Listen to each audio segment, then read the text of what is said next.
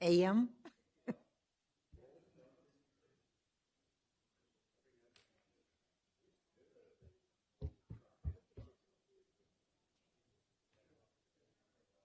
Clock. Okay, it's 8:30, and I'm going to call the meeting to order, and we'll stand for the Pledge of Allegiance.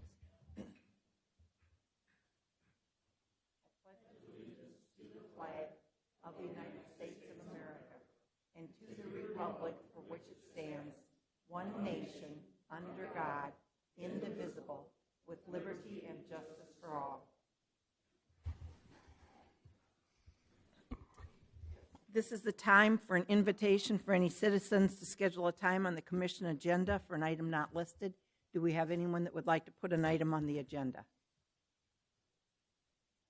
There being none, our next item is approval of the agenda, and I would like to make an amendment to the agenda in that the state's attorney would like to appear at our executive session on personnel issues, and she would be available at 11 o'clock this morning, and if we could do our executive session at 11 o'clock, and then if we have any business to do, we'll come back and finish that up.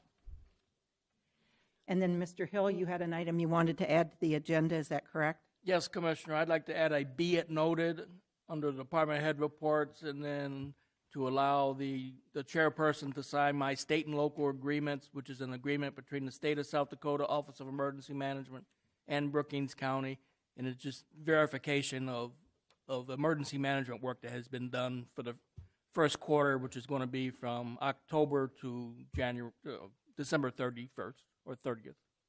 And you want that put on the agenda along with your department report? Yes, ma'am, if you don't mind.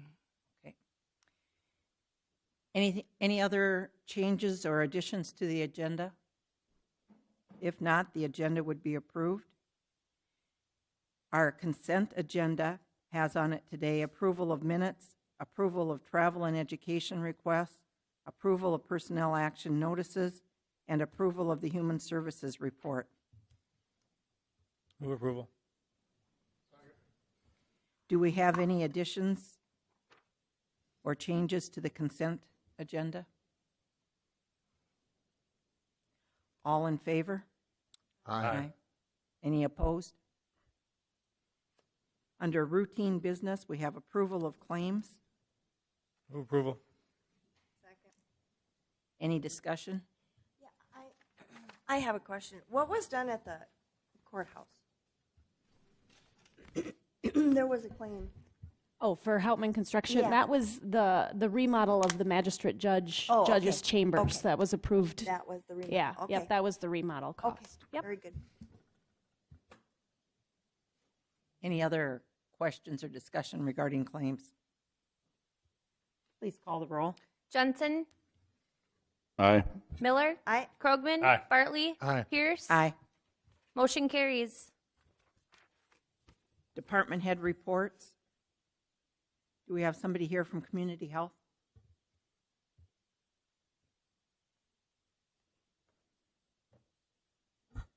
Good morning. Good morning. So again, I'm Karen. I'm the full-time nurse at the Community Health Office.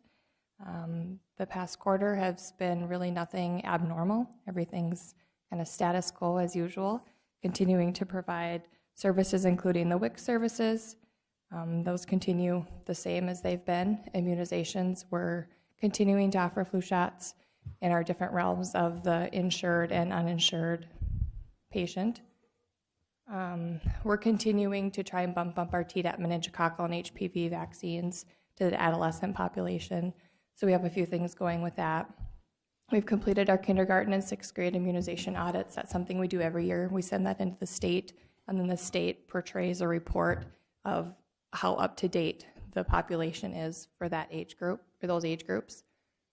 This fall, right now, we're planning a tabletop exercise with the Brookings the pod group, the pandemic group, and that probably will be in October.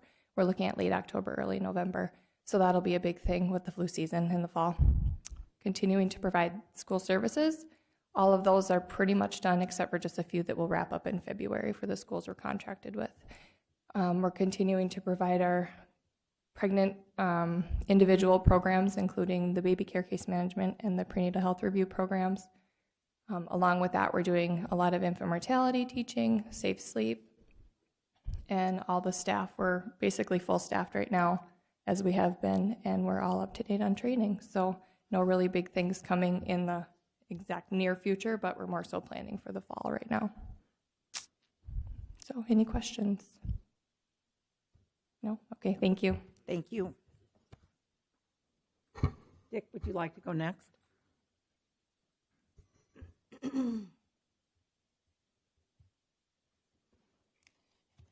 I don't have a whole lot of things other than we're doing our fixed assets.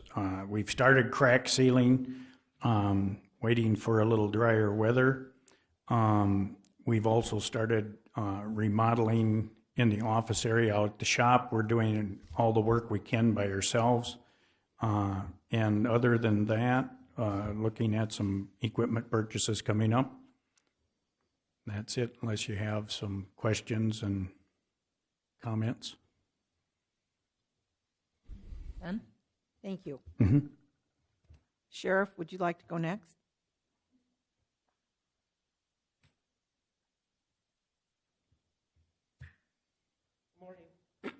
I don't have a lot either. Just I put on your desk the report, jail report and sheriff's office report. The report was done on the 12th, on Friday, and at that particular time we had 26 inmates, and this morning we have 34. But you know, we've been staying around that low 30s, so that's been really manageable for us. We got some. The state's attorney's office has finished up some cases. Some of the ones that we've had for a while and sent to the penitentiary. They've been found guilty of their offenses, and so we'll see what the new year brings. But the new year brings 162 people, up from 152. So we got 10 more participants on the 24/7 program. So 55 people come in twice a day for PBTs. I have 20 on scrams, 17 on drug patches, and 63 come in once a week for UAs. And at the present time, I have 7 on GPS. We continue to have dealing with emergency committals. About a month ago or so, myself, the police chief, and Bart met with the state's attorney on emergency committals. And you know, my office was basically handling them all at the hospital. Bart would get called, or one of the jail staff would go up there, and statute says that any law enforcement officer can do emergency committals. So we're kind of making the police department be more responsible for those, and that's ongoing training. We had some issues over the weekend trying to, they wanted to bring a person down that was overdosed on heroin and drunk at the same time, and they thought they could come to jail. And of course we said no. They said they had no room at the hospital. And I really don't have a room for somebody like that either. So we said, oh, what about your safe room? They go, oh yeah, the safe room. He's in there now. We'll just keep him there. So, you know, it's a struggle. We keep doing, you know, and every time I bring someone like that into jail, it's an exposure for us. If I brought somebody like that, I should call my nurse and have them there the whole time to make sure something happens. So, but we're handling those types of things. So, otherwise, the weather just snows enough to have a few slide-ins and things like that. Not too bad this morning though, but continue to have deer accidents and those types of things. So my staff stays busy. Other than that, that's it. Sheriff, so on that committal that the police did, they will then work with the hospital directly and work with them, and they have to provide the security then and all Yes, that kind of stuff. yes. And that gets billed back to them and all that kind of stuff. Yep. Okay. It statute says that the county transports. So really, we don't want to get involved until the papers are all signed and ready for a transport. Then they'll call my office and we'll line up transport. But we kind of spoiled, you know, over the years. We've done everything, and it's getting to be a toll on my staff, and there's no reason why the police department can't do it, and university police can do their own. It says any police officer can do the emergency committals, you know, and state's attorney has has made a form that you just go down the list. It tells you everything you need to do. All you got to do is read it. And but we still struggle with who's going to guard and who's going to do this. But it's education in progress. So we'll make it work. But definitely, I don't want to take on something that's, I mean, that don't make sense for the jail to take on something like that and have that exposure. They need to be in the hospital, not in the jail setting. So, Is there some training being set up or proposed for law enforcement overall then, if we've done it. with the city and SDSU? Yeah. Well, not with SDSU, but we did it with the city. Yes. Oh. Is the hospital involved in that then too? No. Is there, would it be worth getting together with emergency room, city, county, SDSU, all in the same, and say, who's responsible for what? This is the protocol. This is what. And we kind of did that when we were up in the state's attorney's office with SDSU.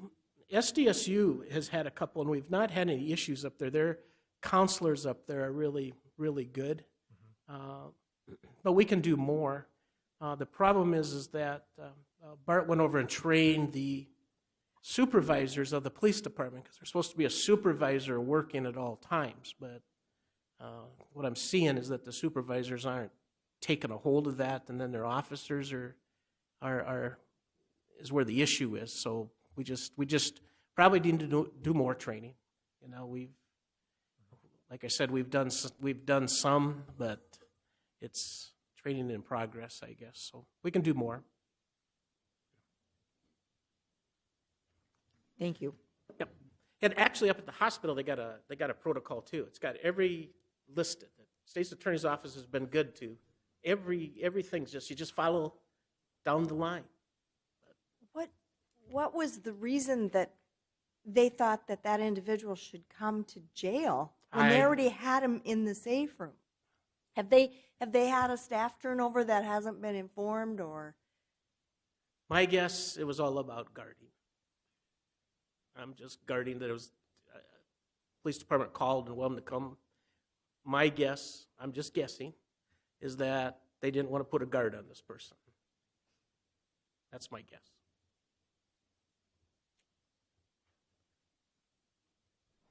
Thank you. Chris, would you like to go next? We'll have you come up, Vicki, and then just do your finance report at the same time. It is. Morning.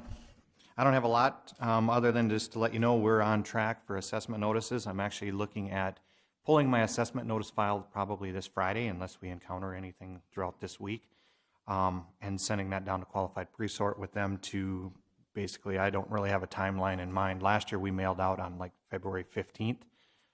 I told qualified pre-sort now they could basically just notify me when they're printed and stuffed and ready to go, and give me a heads up so I can start working on our beacon rollover to get all of our new information. So I anticipate we'll be out early February with our assessment notices. So, and then just a quick discussion, if anybody has read or heard anything about the ongoing situation up in Brown County. Has anybody seen any of that in the news? The director of equalization up in Brown County was terminated from their position. He'd been in the position for 11 months. There were some personnel issues and some things like that, and they notified him must have been 2 Fridays ago that his time was coming to an end, or he could resign on Friday. On Monday, he opted to turn in his letter of resignation and contact the newspapers, stating that Brown County had been illegally assessing ag land for 5 years, and portions of Brown County had overpaid in the millions of dollars in taxes. And they've been scrambling, trying to figure this stuff out. And if the board read or knew anything, I just wanted to inform you what was going on up there is not here. And the bottom line is it's not illegal up there, what they were doing and what Mary Worley had been doing in the past. Basically what happened when we went from market to productivity, we had to be revenue neutral, meaning like in Brookings County, if we got $1 billion worth of ag land on market, the first year of productivity, we had to be $1 billion, plus or minus. Now that didn't mean the individuals couldn't shift. Going to highest and best use of soils changed a lot of people. extremely, up and down. But the net result is add them all up, where's your value? Are you there? And they were. The next year, they did some adjustments on their ag land that was in compliance with the codified law. Then in 2010, codified law revamped some of our adjustments and said you can adjust. You know, we can adjust for rocks, terrain, topography, climate, rainfall, and sales. Brown County at that time jumped on it because they had all of their stuff on productivity adjusted based on sales. Or on market, excuse me. When they went to productivity, that all had to go out the window. 2 years after, or the second year into productivity, the state redefined and said, yes, you can. They had all their information, they had all their stuff, so they created 2 tiers of ag land. Even though you might have the same soil in one part of Brown County as opposed to another part, on productivity initially they were valued the same, but they sell completely different. So Brown County made an adjustment of one section up to match market, which now put them above their top dollar, and they took another section down, which made them below, but you add them together, they're exactly in compliance with state law. They had one OHE case in, I think they said 2011, that they lost. A guy actually owned land on both sides of this imaginary line. One was assessed way high, one was assessed lower, and he won on the high one. So what Brown County did then is they made 3 tiers, kind of a buffer. You got the highest selling, your 10,000, 12,000 an acre ag land sale. Even though it's the same soils as something over here that's selling for 6, they made this area of Brown County high, this one a little bit reduced, and then this one a lot more reduced to have a buffer zone in there. They've had 2 OHE cases since then, and they've prevailed in both of them. Their logic and their data is all there and supportive. So this director who is ousted made a big stink and tried to raise a big fuss and everything in the newspaper. So it's pretty ugly. Revenue's involved, and they're looking at it, and revenue basically said, hey, we look at it at a macro level, we look at the end numbers, and they're at 99.8% of what they should be, which means they're 0.02% under what they could be on a countywide basis. So this former director stated it was all illegal and is trying to razz everybody up down there, or up there, and we don't do that here. We have some pockets of sales that are higher, but it's not enough data to go and justify a full neighborhood swing. With one exception, we do have some in Elkton that actually is assessed higher than my top productivity. There's like 5 or 6 townships, and that's per the township board action a couple years ago. Same situation, they said, hey, guy on the township board said, I've got land here and I've got land here, and they're assessed equally. But I'm telling you, this land over here produces twice what this is. And when Joyce was here, we went out and looked at it at planting, at mid-crop, at harvest. Obviously, we're not agronomists, we're not crop scientists, we don't know it. We couldn't see any difference. We put it back to the local board and said, you guys document it, put it in your notes, give us the instructions of what you want. So we've got about 5 sections in Elkton Township per the board request that we actually have assessed a 10% change higher than the rest. On a side note, last year they came in and same guy and said, hey, this is not right, these are, and I said, well, this is what you wanted. He goes, well, I know, but it's not enough. It should be more. So I said, well, get your board together, come up with your documentation, give me your reasons. I'm not going to do this as the director, but I will extend the board's decision. You have local control. So just wanted to give the board a heads up. We don't have neighborhooded ag land like Brown County. And what they're going to find out, what they're doing is not illegal. It's totally justified by the law. It's just somebody that is not happy of his termination that tried to raise things up. So we're ready to go with assessment notices, so earlier the better. Any other questions? Any questions? Thank you, Chris. Thank you. Bob?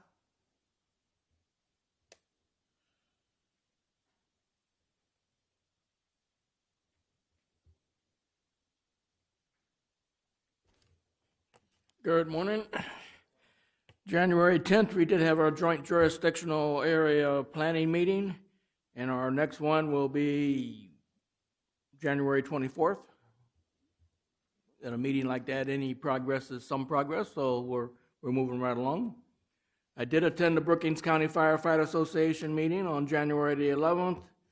We discussed once again the ID card, the credentialing system, and there's some fire departments that still haven't gotten the information into me. We discussed the radios a little bit about how the tower is being moved, as I discussed with you before, from the Ordinance site up to just north of White on some high ground. And once it's set up, then we'll have to see how the Bruce coverage is. But according to the radio people, it should be all right, but I'll keep you informed on that. Tomorrow is Brookings Day at the Capitol.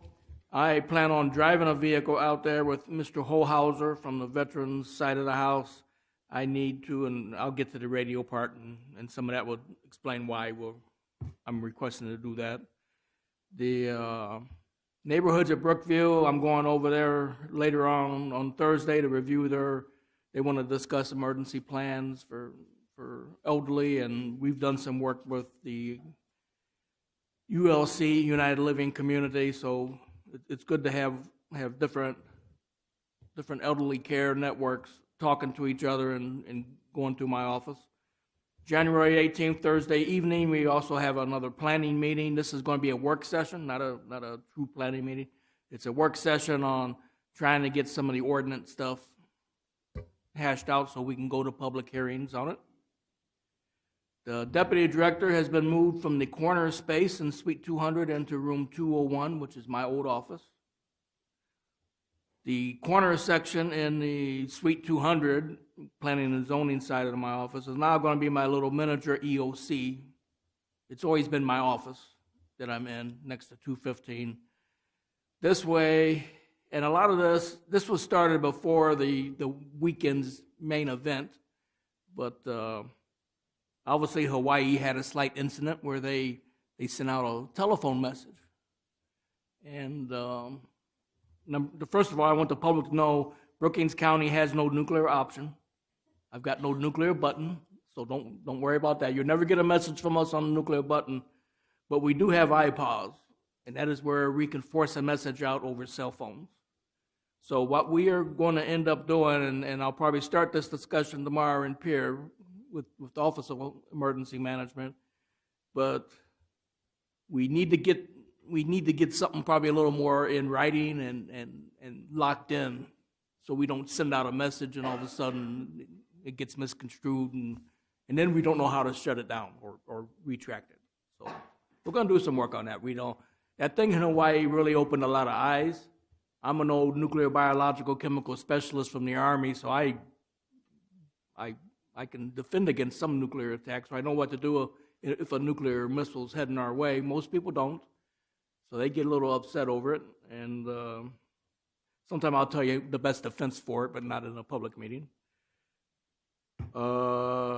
The EOC, yep, and then the good thing about the EOC is if we're tracking severe storms or something, I don't have to yell from my office to try to get Ray Lynn over in another complete different session. I'll just be in the corner. I can still do my everyday work. I got the computer set up there. I'll have a big TV screen, and we can still function. And of course, if it gets bad enough, then we close the door and just function only as an EOC. And we still have our main EOC over at, the reason for an emergency operations center to be totally enclosed from anybody is so you can get your work done and not have to answer questions and things like that. The one we will have in our office will still continue everyday business.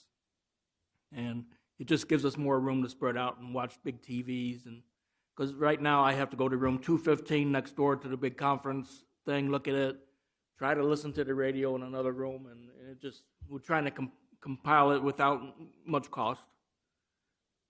The LEOP, our Local Emergency Operations Plan, that update will be complete later this morning's meeting. And then as soon as that resolution's approved, we'll start working on 2019, which will include the messaging part. We are working on completing our state and local agreement for the first quarter, and that's the request that was put on the agenda to allow the chairperson to sign the state and local agreement near the end of the month, as a be it noted. Radio discussion. We had a meeting with representatives from it's a federal government type situation called FirstNet, And I'll work at the sheriff's office and the city police office, but we need to get the same meeting that we had as first responders. We need to get that meeting with the 911 committee and let them hear about the new radio type systems coming in. And it's called FirstNet, and it's a nationwide first responders net that really is going to allow first responders to be able to communicate more. And it's taken a long time to get here, because this was actually spawned right after the 9/11 attacks back in 2001. So it's taken them this long to get this far. But I do have it in my budget to buy a dual band radio. I am going to hold off until the 911 committee has this discussion, because it might be advisable to use that money towards FirstNet versus just one radio. But we'll see after we have that hearing. And I'll work with Sheriff Stanwyck and Chief Erickson on getting us a good meeting there. Other than that, I hope that the county highway shop has a building permit for their shop addition. And are there any questions? Anybody have any questions for Bob? If not, I have two. Okay. The first one, the business with the state and local, the SLA agreement. Can we deal with that now, or does that have to come under routine business? No, we can just do it as a be it noted as part of his report. Okay. Yep. And that's fine with everyone. I'll just sign that. And we don't have the agreement to look at because of what, Bob? It's not due until January 31st, and we never put it in the packet per se anyway. Okay. It's just provided to the commissioners to review. Okay. So everybody's all right with that? And then did you have it put on the agenda for the E911 meeting to discuss the first responders net? Is that been put on that agenda then for next week? Well, not yet. After I discussed it with you, then I'll work with Sheriff Stanwyck to get it on that agenda. Okay. Yes, ma'am. Sounds good. Thank you. You're welcome. Anybody else have a question for Bob? Thank you. Okay. Misty?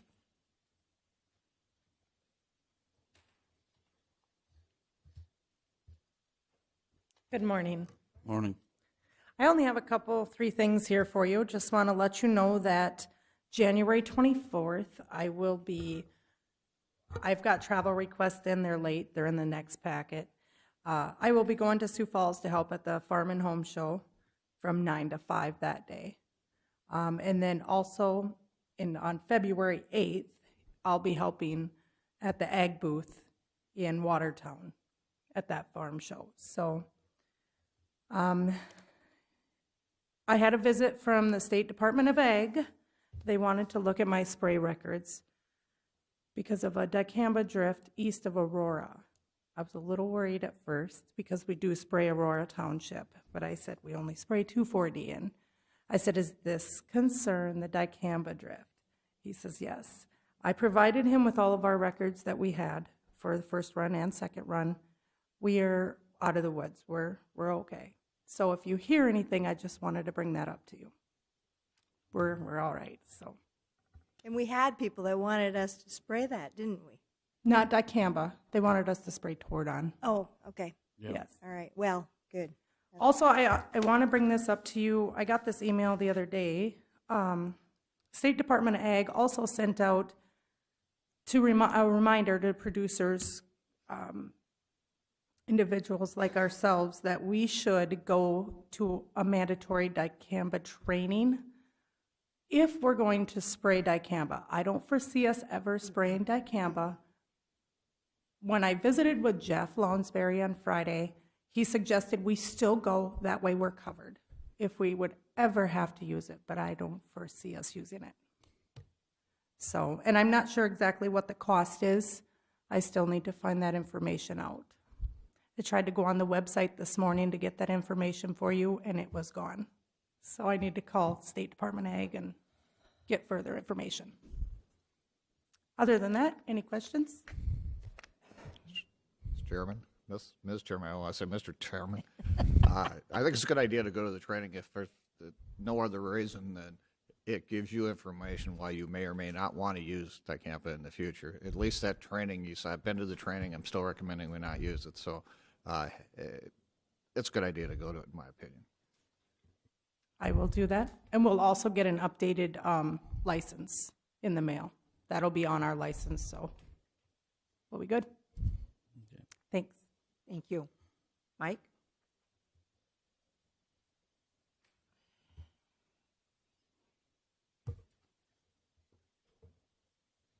Good morning. Morning. As Bob alluded to, the Brookings Day tomorrow in Pier also happens to be when the Legion will be meeting with the legislatures that evening. And so we're going to go there, and I'll be representing Brookings County and looking at getting a state cemetery, veteran cemetery on the east side of the state, which we'll be advocating for, and also the possibility of getting a veterans home on the east side. That's kind of farther down the list, but those are the two main issues that we're kind of looking at, and that's why Bob has put in for us to travel there separately. He will later on be doing his part with his organization, and I will be doing it with the veteran service officers. See, on the 8th, January 8th, I did go to the County Legion meeting over in Aurora. That was a good time there. Also took part in the Chambers Mill and Vets meeting on Monday the 8th at noon. 9th was at the Salvation Army, and then followed up with a visit up on campus.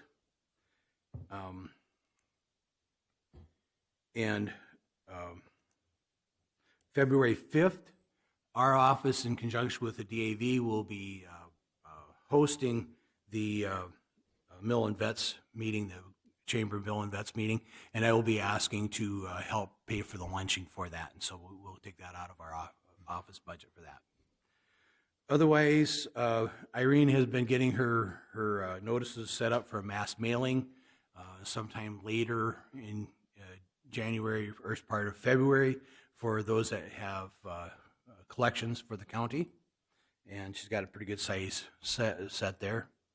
And then hearing Chris talk about Brown County's equalization, and Davison County had dismissed their CVSO, unlike Brookings County, I'm hoping. But that was a difference of them getting along with some of the people out of the state office. Our numbers, it seems like our phone calls have went up quite a bit. We had about 162 of those, still around 120 going out. And the number of veterans coming in has been increasing. We had 41 veterans stop in the last 2.5 weeks. And then the welfare side, we have one more small bit of money out of the we call it the FEMA funds, the emergency housing funds. There's about $800 left in that, which amounts to about one rent, and then we'll probably be flowing back into the county for getting those rents. So that's part of the reason you don't see as many, or you see on the welfare report that other funds are being used. And those were about $2,700, and we've used most of that, and I do have 2 more rents coming in today. Go ahead. We've been seeing a lot more reimbursements or requests from mental health holds, like from the hospital and that kind of stuff. And Sheriff, if you want to talk about this, what's the situation there? Is it just more and more people not having insurance to cover that, or are they becoming more aggressive at asking for us to pay for it, or is it our responsibility to pay for that? I think what it is there's been a lot of confusion because the hospitals are kind of changing up the way they're doing it. And so we've always gotten the claims, especially for the non-voluntary holds.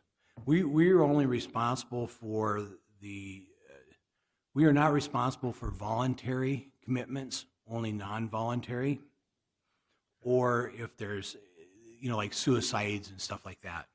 And I think the hospital's been getting more aggressive on collecting those, and they're kind of pushing probably a little bit past what Medicaid would pay. In other words, Medicaid has a set rate, but they have certain rules and certain things have to be followed. And if they don't follow those in Medicaid, sometimes I think they come back to the county and push for that. Not everyone is Medicaid eligible. Almost everyone that we pay would be Medicaid eligible had we expanded it, but that's not the case. I just, I didn't know how that billing worked. That's the welfare side of it. you know, and so why is the welfare getting more of the bills there where the person isn't, or does that come back to us on your budget at all for a hold, or just basically you're providing the protection and that's what goes onto your budget, and then the hospital comes in and if they can't, they don't have payment from it, then they'll apply through welfare on it. Yeah, and they've gotten a lot, I think, more aggressive about collecting it through us. Okay. And we'd held them for a little while trying to figure out what route they were taking. There's, without being too boring, but anyway, there's a cost of care, and then there's a Medicaid rate. And out of Sioux Falls, they started going with cost of care, which may be slightly lower than the Medicaid rate. Now, most all of them here, we've been paying at Medicaid rate because that's the lower of the two. But that's what we look at. And if it's non-voluntary, I mean, if it's a commitment, then those kind of fall under a different part of the budget, and they've been kind of falling back to our office a little bit on that, but just so that we can review them. And that as far as the liens, part of it deals also with liens. If they're committed, it doesn't necessarily means it can be liened. So, do you keep track at all of the types of, I mean, we get the report and it says rent, utilities, different stuff. Do you keep track of how much per that goes out in a year out of your budget? I don't know if we've necessarily, I'd have to look to see if it's broken down by budget. We do keep it by case. Okay. I just didn't know if we've seen, and I've just seen, when going through them, more of an uptick of those expenditures going out. I didn't know if previous years, if I was just seeing something for a couple months, or... The reason you're seeing a lot more of them now is we're cleaning up from last year, trying to figure out how the hospital has changed, how they're billing us. Okay. All right, thank you. So I was kind of holding them for a while. Yes. And then I had a question, those mailings that Mike's talking about that Irene's working on, I think that came out of the lien committee that has been meeting. And we talked about reaching out to people when they most likely would have some money to pay, and that's when they get their tax refunds. And so we're just sending out a reminder that they owe some money to the county. But if those don't go out until in February, we're going to miss a lot of people. It'd be a lot better if we got them out in January.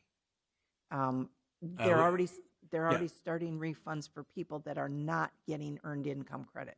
Earned income credit people will be later in February. Yeah, I was kind of looking at this because I believe the W-2s have to be out by the end of January. I didn't want to send them out too early. Because you can put that in a pile. Yeah, I think they should go out in January, because then people, when they're planning what they're going to be doing with their refund, they'll be planning, hopefully, some of them to pay us. So we're trying. It's always good to be optimistic. Thank you, Mike. And Vicki, I think that leaves you.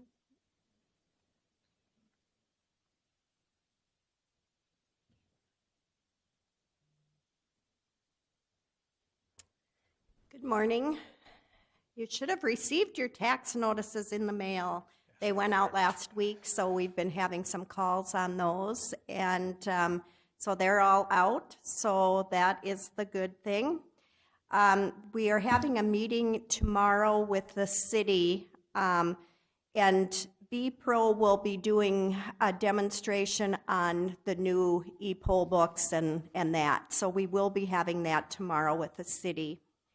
And on the 24th, Jennifer and myself are going to annual report workshop in Mitchell, and I missed the date for travel requests because it just kind of came out, so that will be on your next one.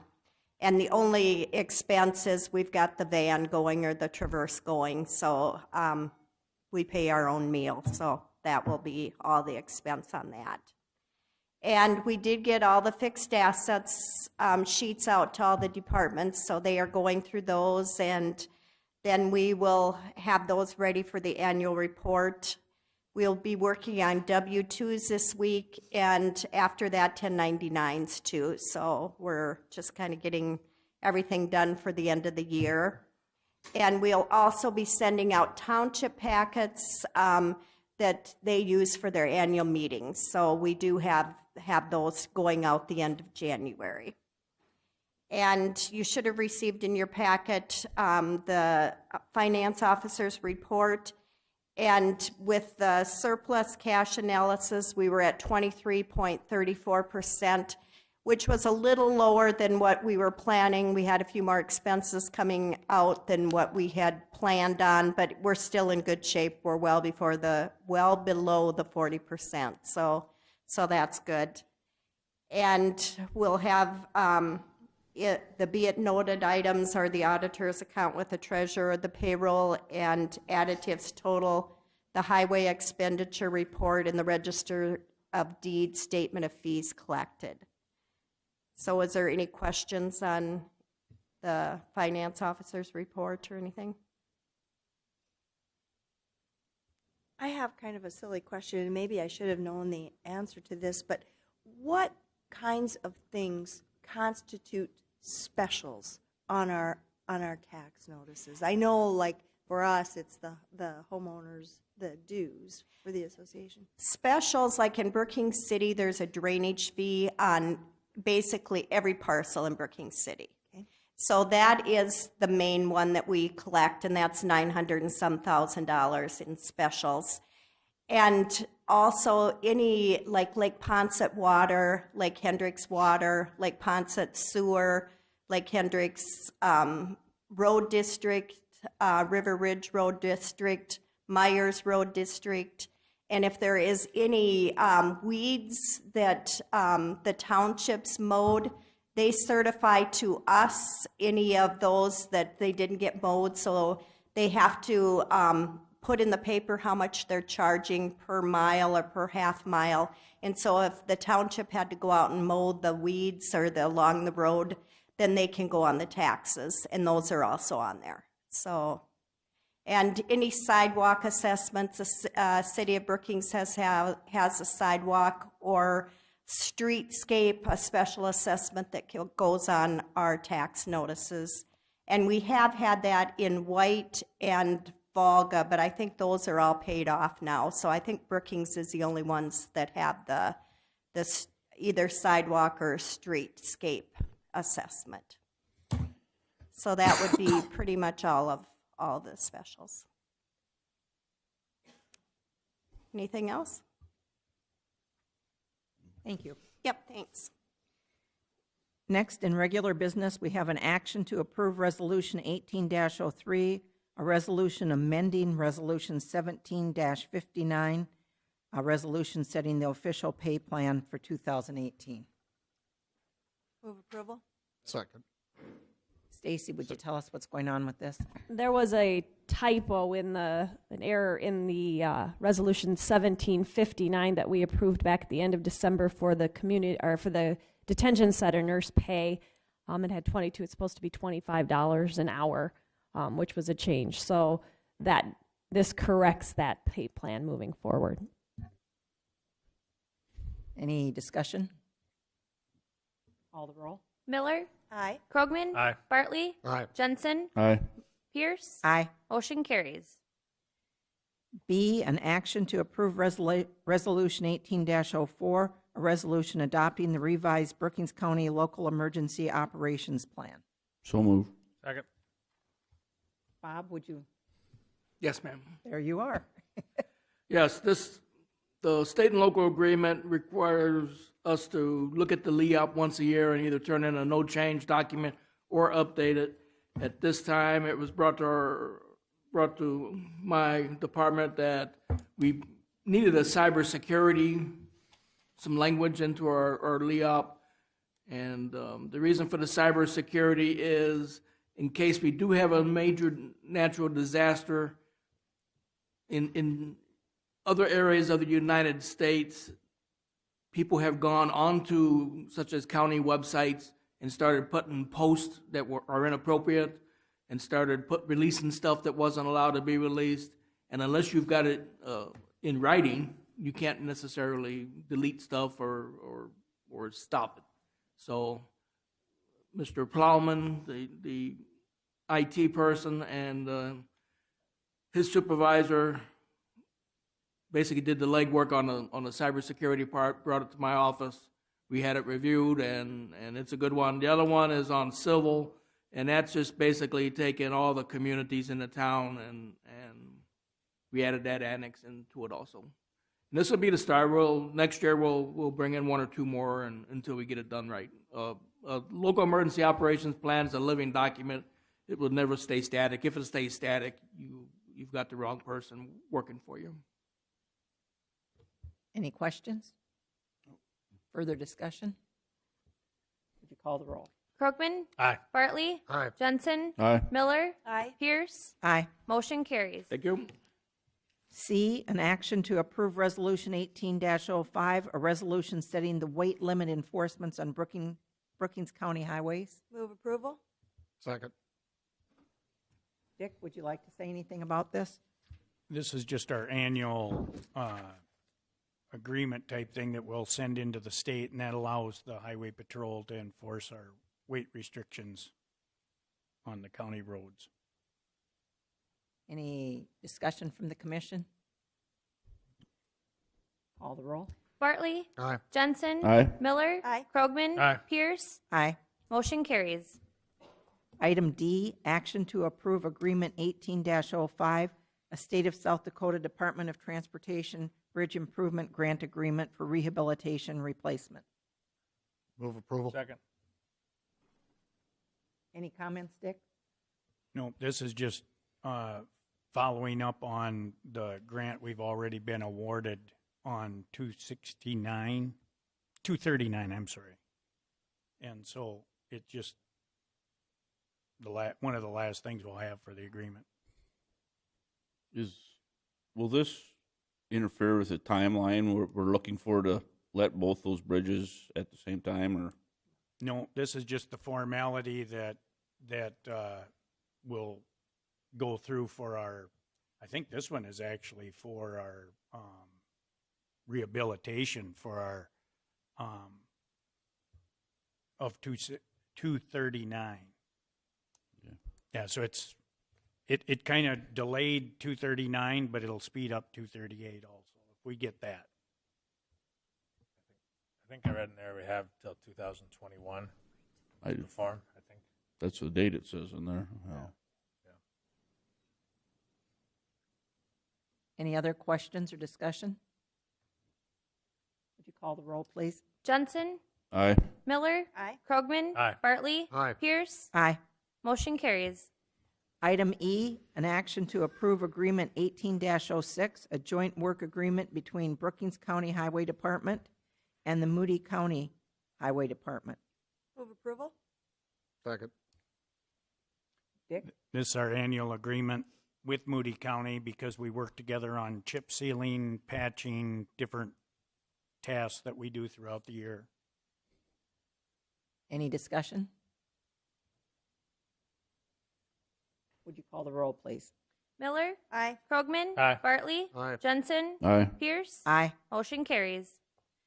Item G, action to approve Agreement 18-08, a delinquent tax payment agreement. Oh, excuse me, I missed item F. Item F, action to approve Agreement 18-07, an application for occupancy of right-of-way of county highways made by Sioux Valley Energy. Move approval. Second. Any discussion? Call the roll. Krogman? Aye. Bartley? Aye. Jensen? Aye. Miller? Aye. Pierce? Aye. Motion carries. Item G, an action to approve Agreement 18-08, a delinquent tax payment agreement in the amount of $1,177.70. Move approval? Second. Vicki, did you want to say anything? This is a basic agreement, and in the agreement, we had the first payment as of January 15th, and they are dropping that payment off today. So, and I would recommend approval. It's just a basic agreement. Any questions or discussion? Would you please call the roll? Bartley? Aye. Jensen? Aye. Miller? Aye. Krogman? Aye. Pierce? Aye. Motion carries. Item H, action to approve a late elderly tax freeze application. Move approval? Second. Vicki? And this is just one that the deadline was missed in any, they would qualify for the program under any of the other stipulations, so I would recommend passage of this too. Any questions or discussion? I think we've been consistent on this, that even though they have missed the deadline, that we've still been able to do that. There is a law, there is a timeline in there for application, and this is the one exception to the law. Even though they have a date that it's required, they have another law that says in the event that they missed but would have qualified, we can go back in time and adjust this. So. And that is what we're doing, and we kind of give the elderly a little break on this because they have to do it every year. And if we can help them, that's what we do. That's nice. I could use some breaks now and then, too. Some help? Would you call the roll, please? Jensen. Aye. Miller. Aye. Krogman. Aye. Bartley. Aye. Pierce. Aye. Motion carries. Item I, action to authorize the Finance Office to issue distress warrants to the Sheriff's Office for collection in accordance with SDCL 10-22-31. Move approval. Second. Vicki? And since I did this report last week, we've had one paid, so we will be issuing 122 to the Sheriff's Office in the amount of $21,142.66. So, and that is pretty much in about the same number that we normally take over to the Sheriff's Office, so. And for some reason, once it goes over there, they pay them so much faster than when we send a letter. So we appreciate that. Any other discussion? Would you please call the roll? Miller. Aye. Krogman. Aye. Bartley. Aye. Jensen. Aye. Pierce. Aye. Motion carries. Item J, action to declare the following parcels as surplus property to sell at public auction. Lot 7 of lots 1 to 24 of Emmett addition to the town of Bruce, and lots 16 and 17 in block 13 of second addition to the city of White. Move approval. Second. Anybody have anything they'd like to say on this? These are just two properties that the county took tax deed to these properties back in July. So we are waiting the 180 days, and then we will be offering these for public auction, and we'll give more information as we get closer to that date.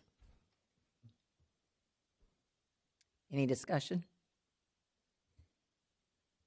Call the roll. Krogman. Aye. Bartley. Aye. Jensen. Aye. Miller. Aye. Pierce. Aye. Motion carries. Item K, action to declare the following items as surplus property to be disposed of.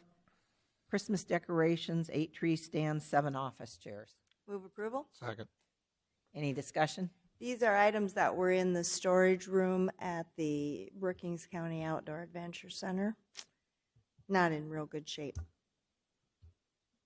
Anything else? Call the roll. Bartley. Aye. Jensen. Aye. Miller. Aye. Krogman. Aye. Pierce. Aye. Motion carries. Item L, action to approve the following cellular authorizations. I, Jacob Bremer, basic usage at $30 per month. 2, Jerry Heeb, basic usage at $30 per month.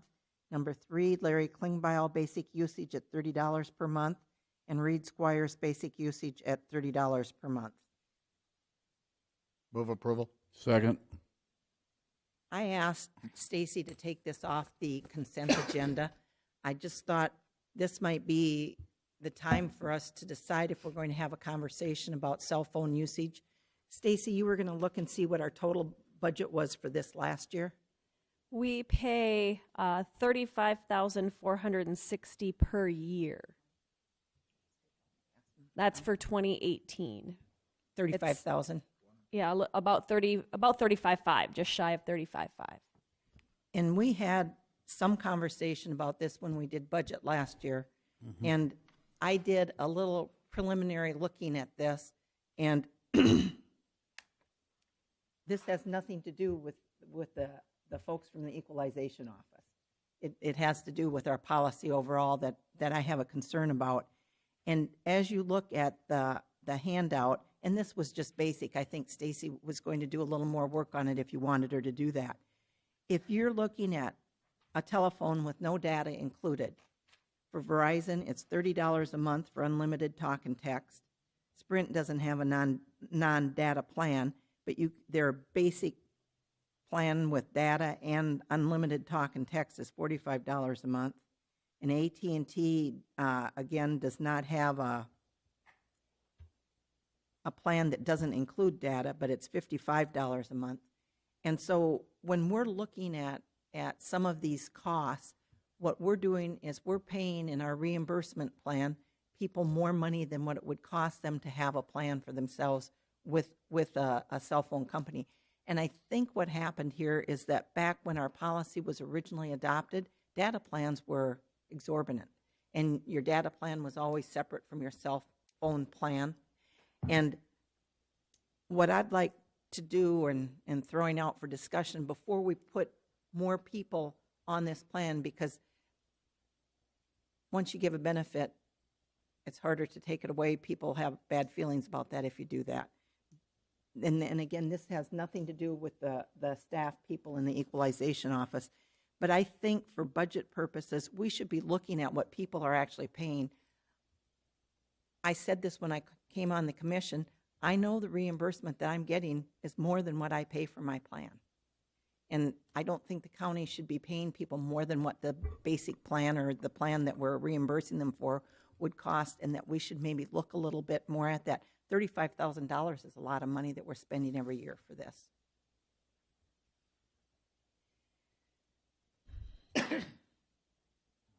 Chairman, I'm going to guess that some of the reimbursement plan also, once you do data in particular, you're going to need a smartphone, and those phones cost quite a bit of money, and those have not gotten a heck of a lot cheaper, at least the ones that are coming out now. And some of them are included in your plan, the expense, but part of it is to pay for that usage, but also part of this reimbursement is to pay for the cost of the instrument themselves, the phone that they need to have in order to operate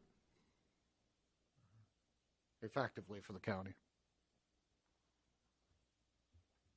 And I would agree the same. Just having stopped in and looked at those plans and stuff, part of my payment now is to pay for my phone.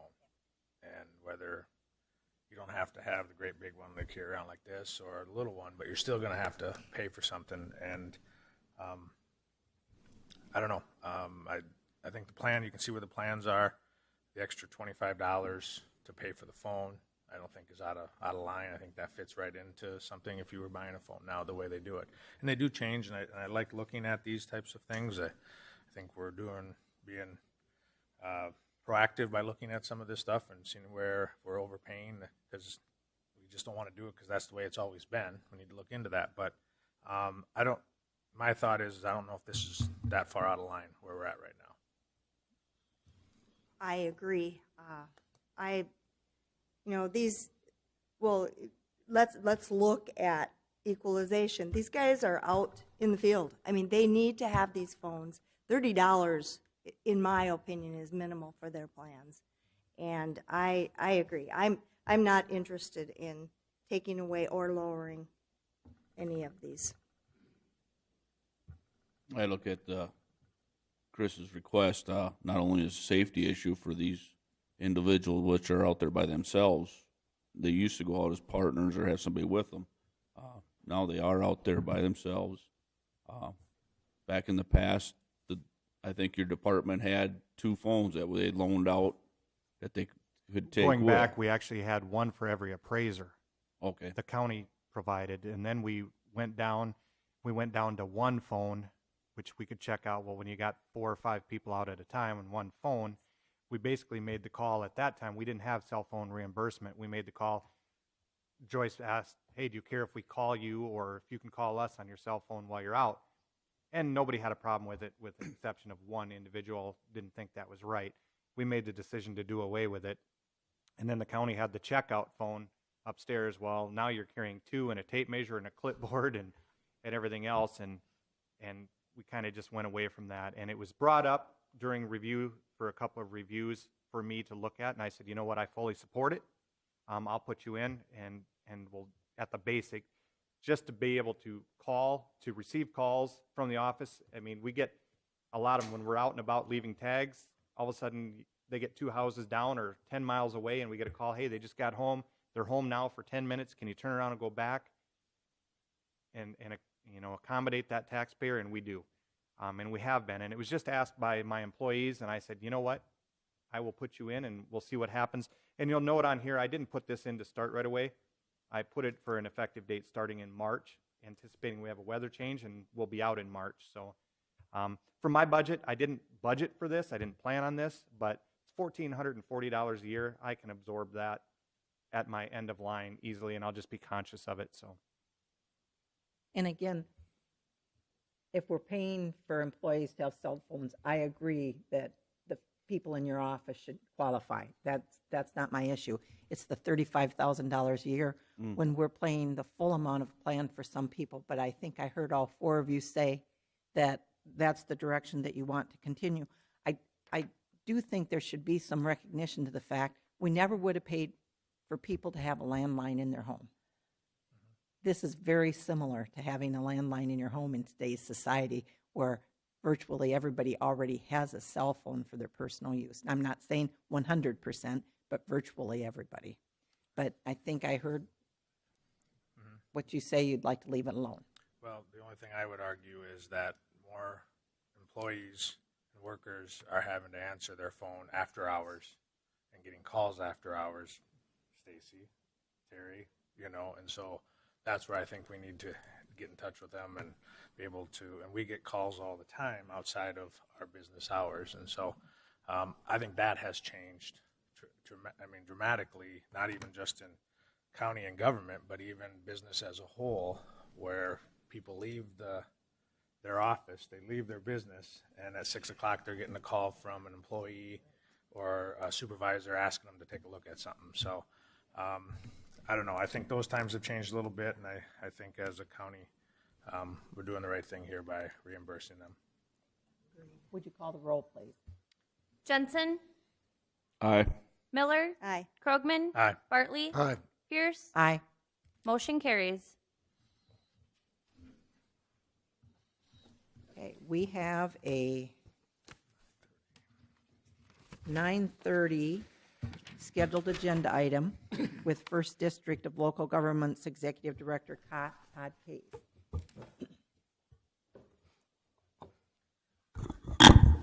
Good morning. Good morning. Happy New Year. Still cold out.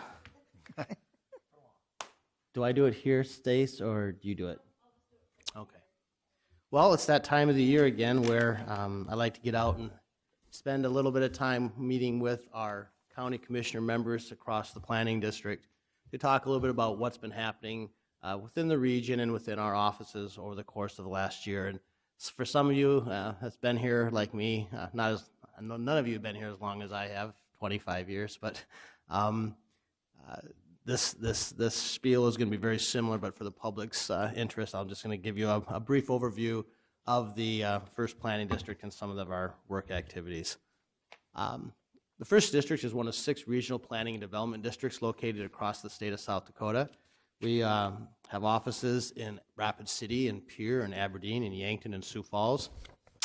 We aren't government, but we're creatures of government. We were created through executive order in next slide, please, in 1971 by Governor Frank Farrar, and we operate under what's commonly referred to as a joint powers agreement. And lots of times I liken this to we're kind of a chamber of commerce for local units of government. We represent 11 counties and 76 communities. It used to be 75, but now we have the newest town in the state, Brant Lake, which just came in the last year or so as a member of our organization. And our mission today is very similar to the mission was when we were created. We're here to provide technical services that support community and economic development throughout our 11 county and 76 town region. Next slide, please. As far as how we are governed, we have a governing body that is made up of 35 individuals. There are 3 representatives from each county. There's a county rep, an at-large rep, and a municipal rep. And here in Brookings County, I still believe Steph is our county rep, Representative Bartley, Commissioner Bartley is our at-large rep, and Mayor Weeks from the town of Aurora is the municipal rep.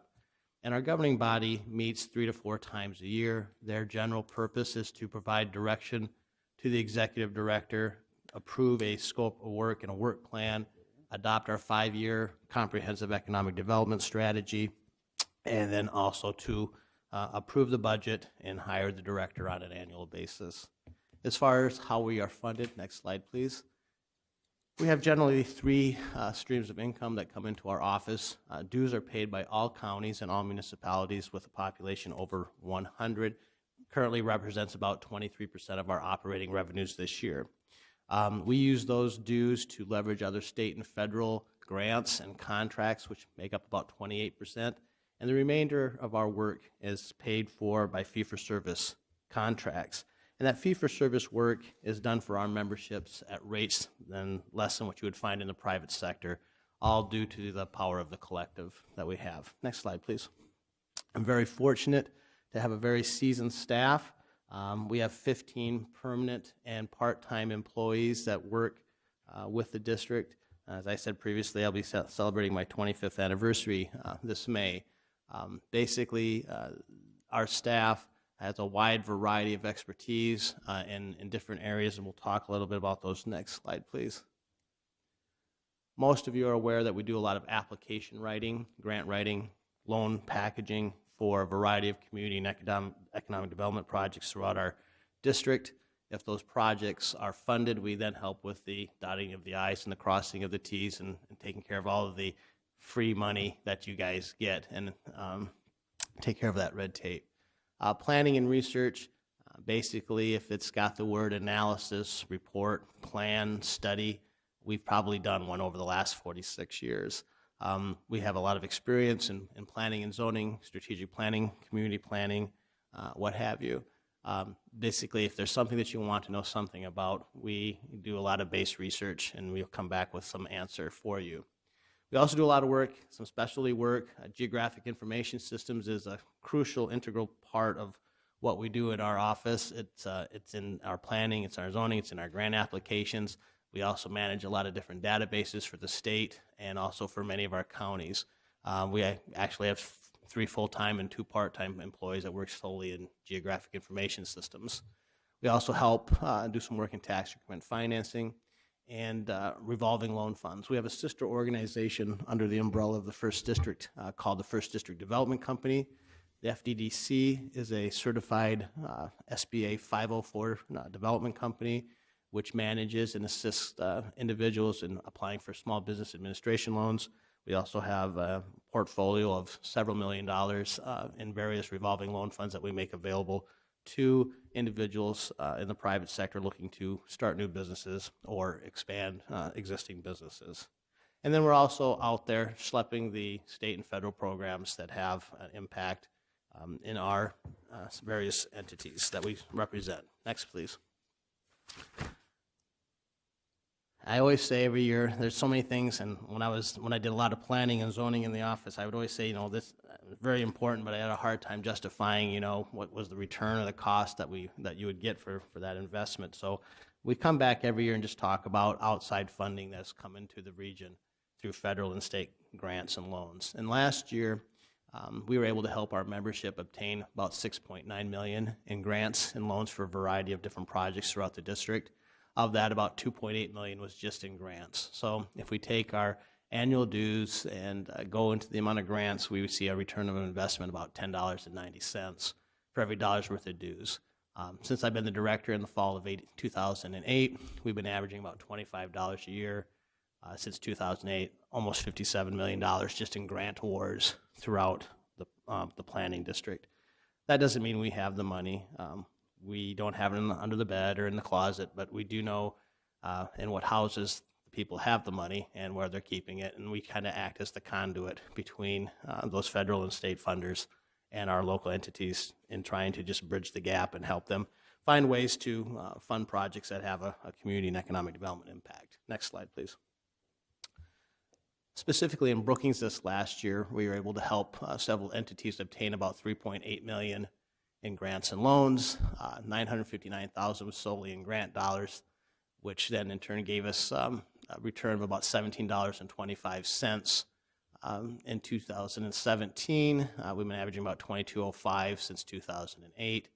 About $10.5 million in grants have come into Brookings County and the municipalities in Brookings County over the last 10 years. So any questions just on that information? I just want to go over the other handout that you had in your packet briefly. Brookings County, we've been doing some specific project work over the course of the last year. We currently maintain several state databases in the GIS world. We maintain the state's road centerline database, and we also manage the South Dakota One Calls address range data, the call before you dig people. And that's information that the Brookings County has to utilize in their own GIS systems. Luke Muller and myself, for the last several months, have been working with the City of Brookings and Brookings County and the Joint Jurisdiction Charter Committee that we've been looking at, and we've started work on that. We've met several times, and we will probably be meeting every 2 weeks for the next few months trying to bang out some policy regarding land use within the joint jurisdiction area around the City of Brookings.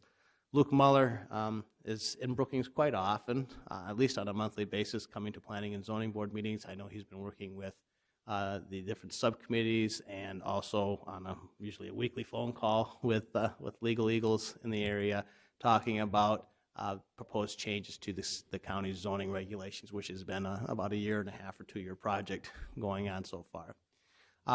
This last year, Ted Hayter in our office worked with Marty in developing a COPS grant application, and at the time of putting this report together, the grant was still pending. We haven't been denied yet, right, Marty? Or did we get the denial letter? Yeah, we got sorry, I was. Next year. There's always next year. First year I became the director was about 10 years ago. I helped Marty. We did get a COPS grant back in 2008. And so those are good grants.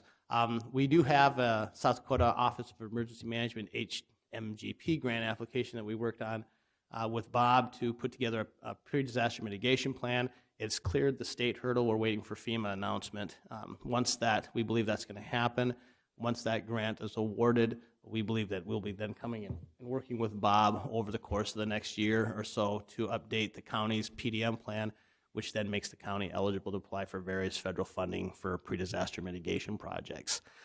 Throughout the list, there's some other things on the list, but in Elkton and Volga is where we saw the biggest grant awards, working with them in their different infrastructure projects. Elkton last year received about $408,000 in grants, and Volga received a $500,000 grant and $2.8 million loan to do some water and wastewater projects, it looks like. We also last year, we use Brookings dollars, our dues dollars, to leverage some federal grants. And last year we were able to get a $70,000 grant from the Economic Development Administration on a 1-to-1 basis, and I just divide out the counties by 11. So Brookings County's share was about $6,400. Also this last year, we were able to recapitalize one of our revolving loan funds with about $500,000 of Economic Development Administration through the feds and the Governor's Office of Economic Development. And that happened to do with when we had the disasters last winter. And so that $500,000 will be leveraged throughout the district for new and expanding business creation that's moving forward. So that's basically a good year all around, I think, throughout the district and in Brookings County as well. We've always appreciated the working relationship that we've had over the many, many years. We look forward to another good year working with you. And I always say it, my mantra is just ask. If there's something that you need from us, all you have to do is ask. I have a question for you. Yes, ma'am. Don't we now have skink and beetle in our district? That's a little bit different. Now we're talking, that's under the Bob Wilcox's County Commissioners Association, and the County Commissioners Association is a separate organization of county commissioners, of which in our area we did expand our Sioux Valley Sioux River, Sioux Sioux Valley Commissioners District, which is Beetle and Spring. So in my world, I think Minor is actually down in the district to the southeast, and I got Roberts and Grant belong to the upper. So I'm going to a lot of meetings with the different county commissioners groups. Right. Good question. Any other questions or comments, things that we need to be made aware of from the district's perspective? Recommendations, criticisms, what have you? I just would say that sitting on the Planning and Zoning Board, I have an opportunity to work with Luke a lot, and we really do appreciate the help he gives us. Yeah, we appreciate that. I just like to say your services are great. I mean, great help to the community, and encourage all the small communities to give you a call if they have issues. I mean, that's. We do appreciate it, and the good thing is we're out there doing our quarterly newsletters and meeting with communities, and the good thing is that they know that they can call us and ask us for assistance, and especially if it's a public infrastructure project. Having been involved with you guys for several years, it always amazes me the work you get out with the amount of staff that you have. It's always impressive. They're good. They're good. Well, I have to go to Clear Lake. We have a wind tower meeting this morning, so that'll be much more enlightening than this one, I'm sure. So thank you. Thank you. Thank you. Back to item M on routine business, action to approve a request to fill vacancy for an equipment operator in the Highway Department. Move approval. Second. Dick, would you like to say anything about this? Yes, this is an existing position that was vacated by the retirement of Gary Norgard. As you know, last summer he got West Nile, a very severe case, and hasn't been able to return. So looking forward to getting somebody on board and filling the void we've had. It was fortunate also, thanks to Misty's two people we share, it's made it tolerable to make it through with this vacancy. So that's about it. Any questions or discussion? Call the roll. Miller. Aye. Krogman. Aye. Bartley. Aye. Jensen. Aye. Pierce. Aye. Motion carries. Item N, action to approve a request to fill a vacancy for an ATV driver in the Weed and Pest Department. Second. Misty? This is a vacant position we fill every year. Weed Department tries to have two ATV drivers, safety reasons. And usually it's a college student that does apply, and generally that's what we hire for the ATV position. Questions or discussion? Call the roll. Krogman. Aye. Bartley. Aye. Jensen. Aye. Miller. Pierce. Aye. Motion carries. Commission Department Director report. Included in your report was the general fund surplus, a cash analysis for the end of the year. Again, as Vicki had stated, it was a little bit lower than what we had anticipated due to some other expenses that unforeseen expenses that came in, but still, it's a little bit lower than average, but we're still in pretty good shape. So Vicki and I don't have any major concerns at this time. We will be hosting the, as we were just talking about with Todd, the Sioux Valley Commissioners meeting on Wednesday, March 21st. Brookings County will host that meeting. We're going to have it out at the BCOAC. I have visited with Robert about that. I'm looking for some direction from you folks as to what we want to do for speakers. Right now we have Bob or Chris from the association usually come and give an update. It will be right at the end of session, and it's in between. It's about a week before veto day, so legislators should be in the area if they're available. We may have several of them come to give us an update on the session. And I know that we've talked about having a drainage discussion with this group. Would you like me to reach out to Jay Gilbertson with East Dakota to have him speak on some of the topics he talked about when he was here a couple of months ago. He talked about possibly having a joint hydrologist among a county group, something of that nature as a topic. The other thing we were going to do at the end of that meeting is then have the tour of the BCOAC. So I guess I'm looking for direction from you if there's any speaker topics that you would like added to the agenda before we get that sent out. Do we think that there'll be any conflict with ICAP has a meeting that's scheduled that day also, and that involves some commissioners, but not? Brenda Hanton was working on that, and I think they're either going to have it and be wrapped up in time so that the commissioners here in town can get over to our meeting. I know you typically have a lunch with ICAP, but I think they're going to forego that and let you go and come over to our meeting, or they were going to reschedule. I'll have to ask Brenda again, but they're aware of it, but they were going to have it wrapped up so that you could get to this meeting by noon. I know they meet tomorrow, and they'll probably discuss it, but I'll be in here, so Okay. we'll have to get a report afterwards. Is ICAP still meeting in Brookings? Yeah. We start at noon, right? Yes, we start at noon. Okay, thank you. At this time, I'm out of town that day, but I'll see if I can do anything about that, but I'm not sure I'll be there. I think it's all right to have Jay come and speak to him. Maybe with Jay speaking, we can bring up the subject we had talked about with that firm up in Minnesota coming to talk. We can discuss that.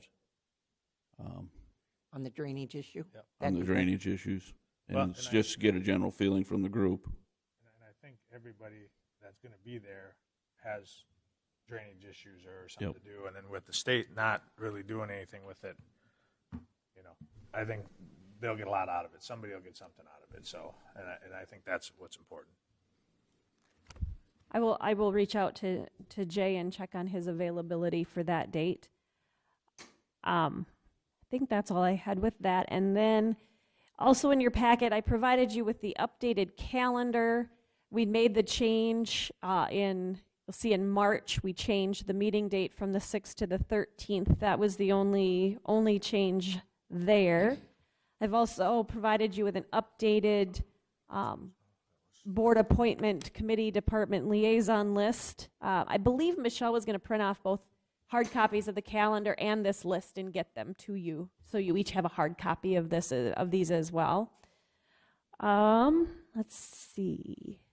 Oh, we have the information about, we made the adjustments on our liability and automobile coverage.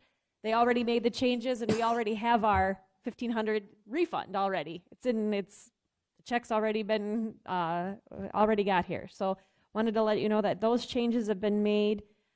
There was a lengthy report from GF&P on their wildlife damage management report for 2017.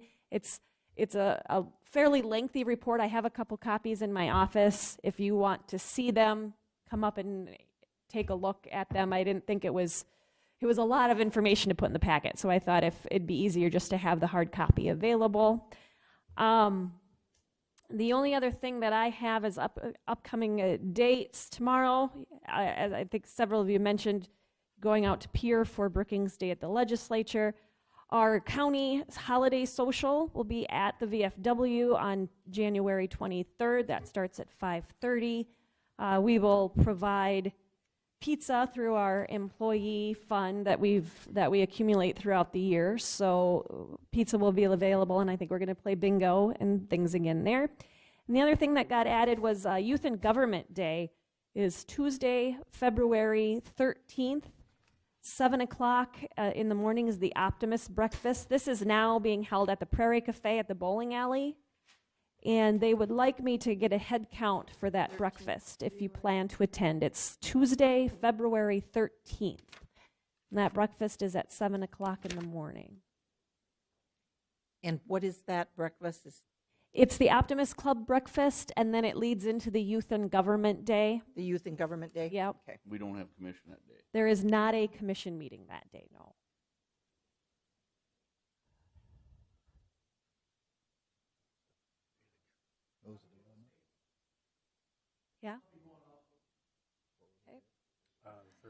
February. Marty, Vicky, Bob, Larry, I will. Terry, Stephanie. Anybody else? Ryan? Mike? And that was February 13th. 13th, February 13th. At the Prairie at 7 o'clock. Yep. Do you plan to go too? I Okay. do. Stacy. I'll go to. Misty? Okay. Okay. I think that is all I had, unless you have any questions from me. Terry, State's Attorney's report. Continue to work with Bob and Leanne and Richard on ordinances, and we did have an ag committee meeting last week to kind of go over the supplement and the ag ordinance, making some progress slowly but surely. Otherwise, we continue to be busy with the criminal calendars, and other than that, I have nothing to report. Thank you. Commissioner reports. Commissioner Jensen. I don't have a lot. I had a couple phone calls, people interested in the lots that we discussed today with Vicky's office. I directed them to call her, so that's what I have. Commissioner Miller. January 4th, we had a very lengthy advisory board meeting at the BC OAC. We cover a lot of topics, and it takes us a long time. January 9th, we had an archery range meeting, and Commissioner Krogman and I are looking at our fees. We're a little bit at a loss, but they need some changes, and so we're looking at it. January 10th, I had an extension board meeting. We discussed the budget, we discussed the move, and their new things that they have for storage, which look very nice, and their new cabinets and stuff that they have in their office, and things are starting to look real nice. And they're moving every week, moving more stuff upstairs. So soon we will have a conference room again out there once they get that all cleaned out. And that's all I have. Stacy and I each received an email from Easton wanting to know if we were starting to get the archery program up and running, and I don't know if that's been forwarded on to the two of you, but they would be very interested, from what I understand, in sending somebody out and working with us on our archery program. So. And when you talk about fees, are you talking about up or down? Down. Down. Okay, I've heard some community feedback on that myself. So. Commissioner Krogman. Okay, January 4th, I attended graduation for the second graduate for the drug court.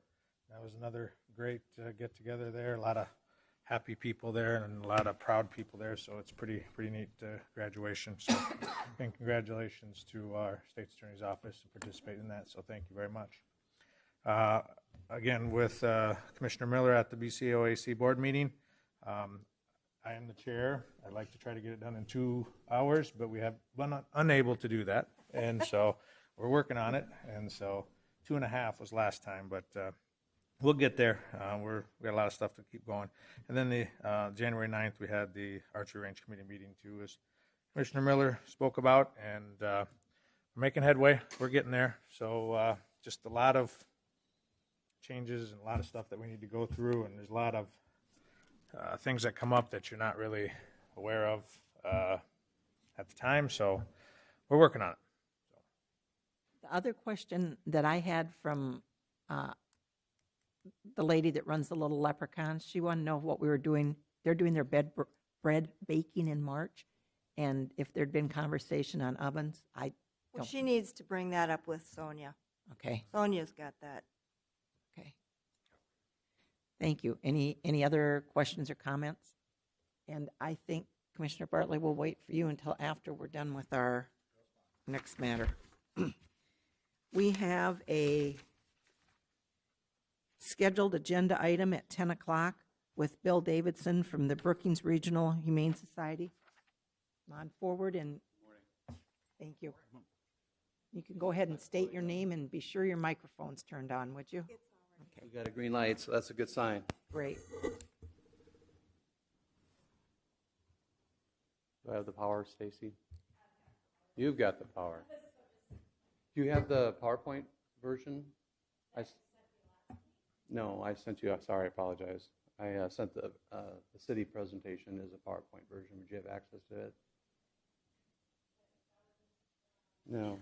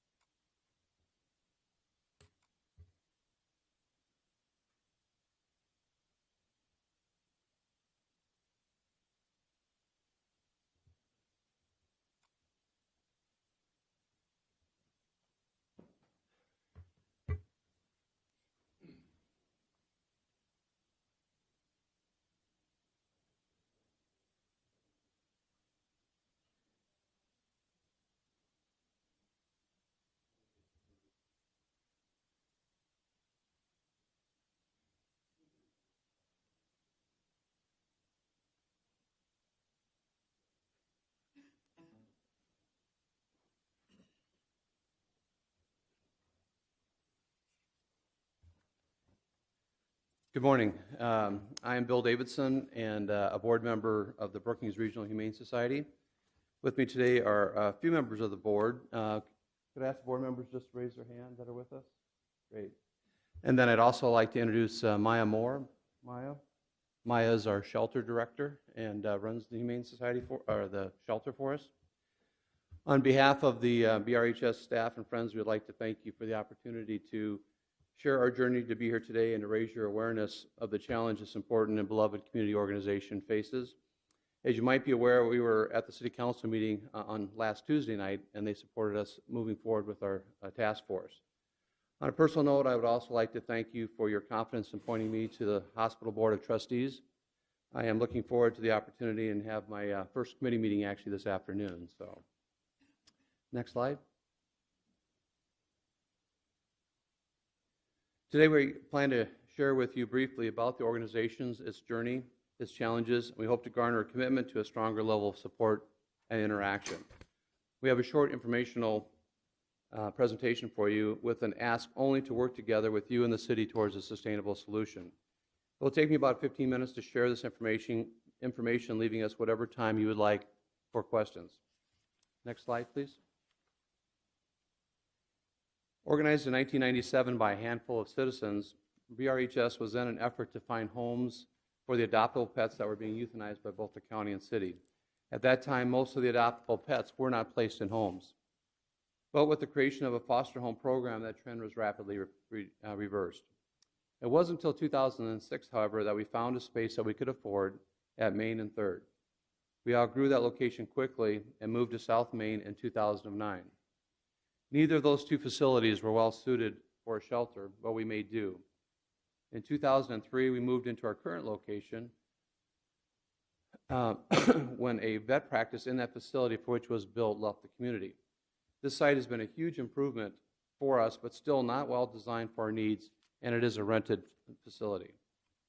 Our greatest achievement, though, is that adoptable pets are now placed in new homes by BRHS. Next slide, please. As importantly to rehoming the animals, we have had a significantly positive impact to the community and to the county. The impact both to K-12 and SDSU as well as most area groups. We're going to cover these in more detail and discuss some of the educational programs we support, volunteers and interactive programs, and of course the important service we provide for both the city and the county. Next slide. The first program up is Safety Town. This is a program we support by working with the Brookings Police Department for our Summer Park and Recs Department program and hosted in our schools being held at Mid-Airy. It is designed to educate our children about domestic pets and wild animals. We teach how to safely interact and better understand animals with an emphasis on how to keep our kids safe. Our director, along with our staff support, conducts these multiple summer sessions. Next slide. We also operate a food pantry for animals. This is just like a normal pantry for families with special needs and challenges. Typically, we can see nearly 100 different families coming to us and support nearly 300 animals in any given year. We actually utilize a shelter vendor program with Science Diet for our sheltered animals. Science Diet has a special low-cost shelter program we are taking advantage of. We are always looking for outside vendor and grant programs. We also work with our local schools. We can and have brought whole classes or groups into the shelter to host a session. We also can and have taken animals into the school for reading events or other programs similar to our Safety Town program curriculum. Next slide. And of course, we have an extensive volunteer program with many organizations throughout the city and county. We provide a forum for many students to achieve volunteer hours for classes or programs such as scouting. For example, our outdoor run was completed as part of an Eagle Scout project. Some hours are required through some of the school's programs, and while we appreciate them very much, we often wish they would continue to volunteer after they have their 3 hours in. We get volunteers from all these groups and work with them. We have folks from Advance come in just about every week to learn basic skills such as folding laundries and general cleaning. We have even had folks outside of our local area asked to come into the shelter to volunteer when they do not have programs of their own. Next slide, please. We also get volunteers from SDSU. The university currently has a pre-vet program that brings us students that wish to work with our volunteer veterinarians in surgery.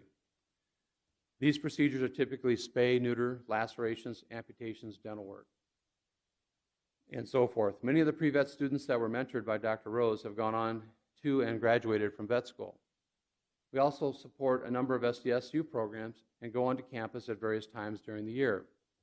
The students love seeing us during stressful times of the year. We have had students come out of finals and just hug and hang on to the dogs because they miss their own and they're very stressed. And finally, we've also been talking to SDSU about a new program that is in development. It's very exciting and actually will impact, hopefully, the county, but it is still too early to be formalized or to discuss further today. So now I'd like to share some of the operational details of the past few years that have created more of the challenges we are now facing.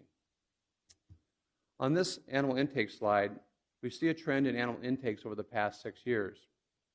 You can see where the number or percentage of animals coming from animal control has increased. This, we believe, is in part due to a couple of reasons.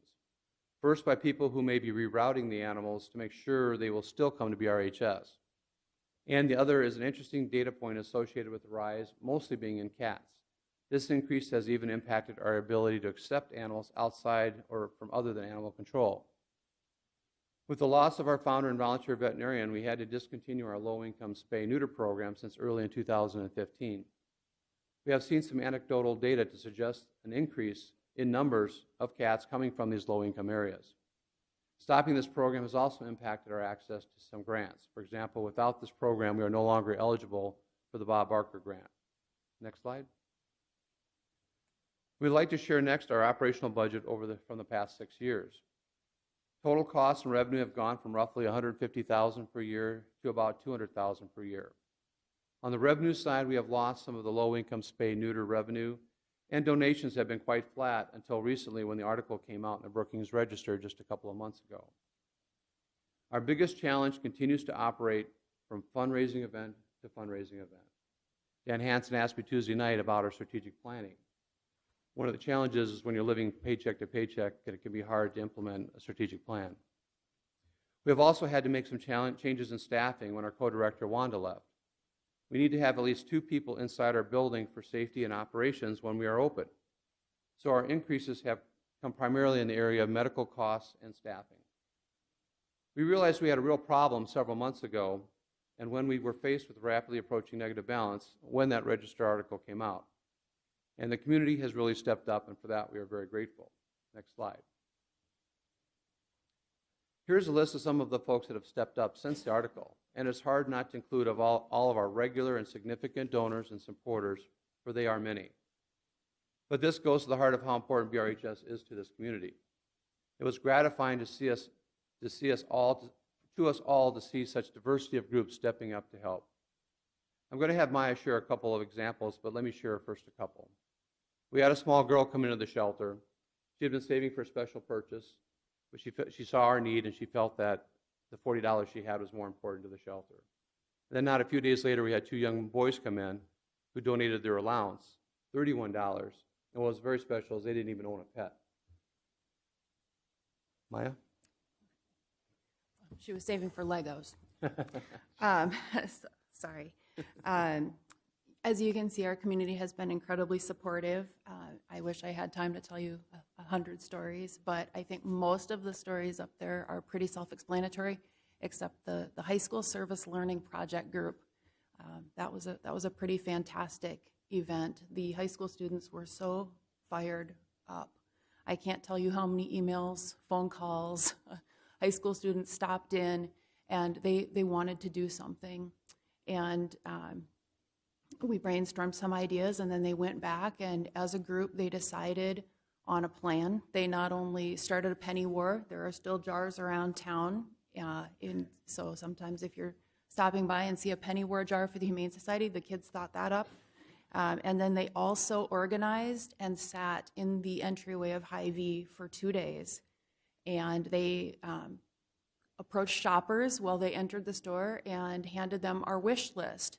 So while people were shopping in Hy-Vee, they could go and they could pick us up a gallon of bleach or a container of hand sanitizer and then just leave it there at the store. And then Hy-Vee assisted the high school students with collecting those donations and bringing them into us. The first day, I wrote it down, the first day they gathered 5 carts full of supplies. The second day was 3 carts, and then Hy-Vee assisted them with delivering those over to the shelter. And so it was really, really neat because they were so excited to see that they're still kids, but they can work together and they can make a difference. And it was really impactful both for them and for us. And Sioux Valley? Oh, the Sioux Valley schools had a penny war, and they raised over $1,000. And they were so excited. And then the winning classroom, their only prize was coming to the Humane Society to volunteer. And it was a busload of students pulled up, and we showed them around. It was a little chaotic, but it was so much fun. I love it when the kids come in, and the groups are so excited. And they brushed the cats and played with interactive toys, and they swept the floors and wiped off the countertops, and even that as a prize was a lot of fun for them, and it was a lot of fun for us too. Thank you. Thank you. So as excuse me. So as you can see, this is an organization that truly reaches across all people of the county and city of Brookings, regardless of the background. When you consider there are twice as many households in this country that have pets than children, it is no wonder. Next slide. So like many groups, we have our challenges, but this can create opportunities. We talked about the medical cost increase and losing adoption revenue. The increases in cats has added to the length of stay and consequent costs. Grant programs and consistent volunteering are unavailable or shrinking. And operating solely on donations can become exhausting to create the sustainable organization that this community wishes. One historical item of note occurred during the time of the second penny projects in 2000. BRHS approached the City Council for support to create funding for a shelter, which was supported by nearly 3,000 signatures. I would venture to say it has been one of the most popularly supported projects to ever come forward, both then and as up to this time. However, by a 4-3 vote, the city wasn't quite ready to take that step. And as importantly, we have come a long way improving ourselves as an organization these past 20 years. Through this challenging time of the past few months, the board wanted to take a closer look at how other humane societies in the area work, which will also help to give you a better perspective. Certainly there are some interesting, unique features. So I have for you 3 examples. They are Aberdeen, Yankton, South Dakota, and Wilmer, Minnesota. All 3 of these shelters are dedicated or owned facilities. They're set up specifically as shelters, so they enjoy enough space, including outdoor runs and exercise yards. Next slide. I don't want to go over all the details shown here, but I want to highlight a few key things. They range in population served, and we can see that Aberdeen and Yankton have a similar number of animals coming through their shelters as we do. From a budget perspective, we are very proud of how well our director and staff are actually managing our shelter here. For comparable sized shelters such as Yankton and Aberdeen, we are doing a very good job. In fact, Yankton's new budget for 2018 is $270,000. And while we don't have all the data yet for Aberdeen, they do have a larger staff and pay for medical service, as we understand, and suspect their budgets will be similar or greater than Yankton's. We're the only shelter of the four shown that does not own its facilities, but we're still running a tight ship. We have a good working relationship with both the city and county, but we're not integrated. Hawk Creek and Wilmer is integrated with the city and 2 counties. A couple of interesting points. First, they utilize training officers and deputies primarily for animal pickups, bringing them directly to their facility. They also use work-study students from the local college to support staffing, which is an interesting concept we will likely explore with the SDSU. This leads us to recognize the opportunity for a closer and more supportive city-county relationship that is not only possible, but trending in many areas. Next slide. So this morning, our request is to explore the opportunity. We would like to be considered for additional funding, as we have asked the city. We would like to work together to develop options for consideration that will create a more sustainable organization. And most importantly, we're looking for your commitment to BRHS as a vital, important part of Brookings City and County, and will work with us toward that long-term sustainable solution. Next slide.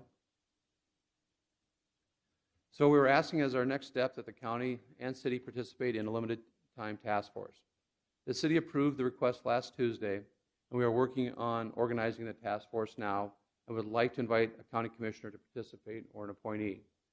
We are targeting our kickoff meeting for a week from tomorrow evening. The goal will be to come back with 1 or 2 options as a team that will lead to a successful plan and implementation. We want to do this quickly and work within the city and county budgeting process, so coming back by May with any necessary follow-up in June would flow well. This would also put action after the election so as not to be distracting. We have suggested that structure, but again, we'll work with the mayor and the commission to finalize the makeup. We're thinking probably a work effort of twice a month for an hour or so, other than the kickoff meeting. Last slide. And with that, we'd be open to answer any questions you might have.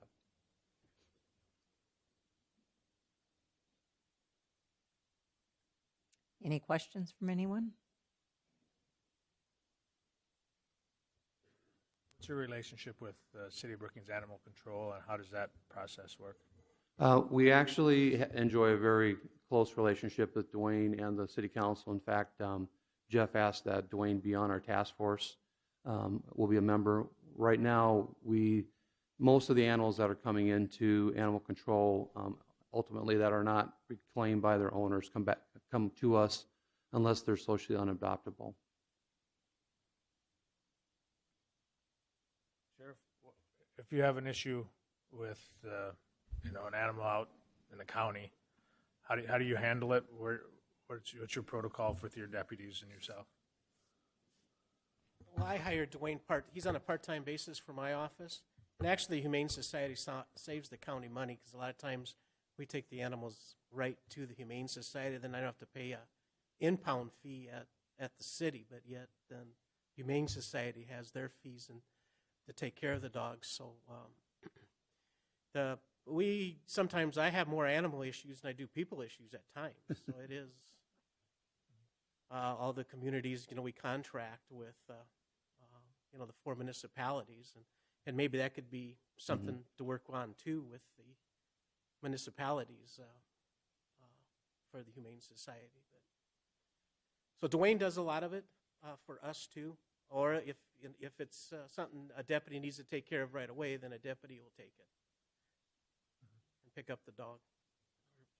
Whatever. Marty, would you suggest that possibly, since we have Dwayne as an appointee from the city already, would it be possible to appoint somebody from your department, since it encompasses the county, to this task force rather than necessarily a commissioner? Because I think you work with it on a daily basis and come back with some sort of recommendation on how the funding should look if it does come to fruition. I'll do it. I'll volunteer. We'd love to have you, Marty. We really would. That's just a suggestion for us. We'll obviously make that appointment, but I appreciate your effort and your volunteering. Thank you. Any other comments? I guess looking at you do not own your facility. Is it intentions in the future to move forward to purchase or build a facility? We've always wanted our facility because, again, it's really the way it's set up as a vet clinic. It really doesn't set up properly for us to handle it. Many of the shelters that have a closer integrated relationship with the cities and counties actually have, places where the animals can be brought, can be held, and then directly moved into the shelter. So there's a lot of improvements we could make in how it operates and make it more pleasant. Again, we like the facility we're in now, but long-term sustainability would probably dictate that we should have our own facility. And then we set up a memorandum of understanding of how we operate with the city and county to make sure that relationship is well defined. So one of the things the questions was asked was, if one of the directives we come forward with for the task force would be, option A would be, how do we set up the Humane Society with its own facility? The fundraising drive, what would be the contribution from the county, the city, and what would we raise funding-wise privately? Maybe it would be a land from the county or financial donations. I believe the one at Hawk, which is in Wilmer, they were basically a third, the county, the city, and the private entity raised each about a third of the money to build that facility.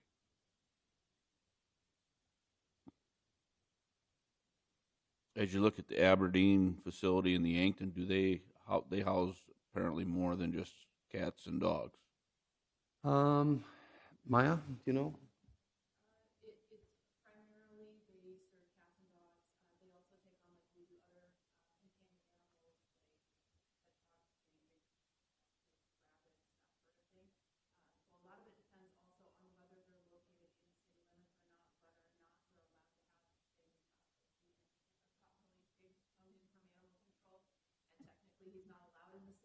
Mm-hmm.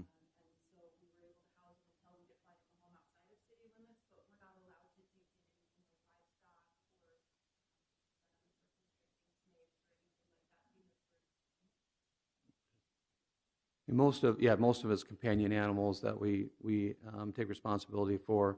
Certainly, as part of the task force, if there was a need for, horses or some other, we could certainly look at that.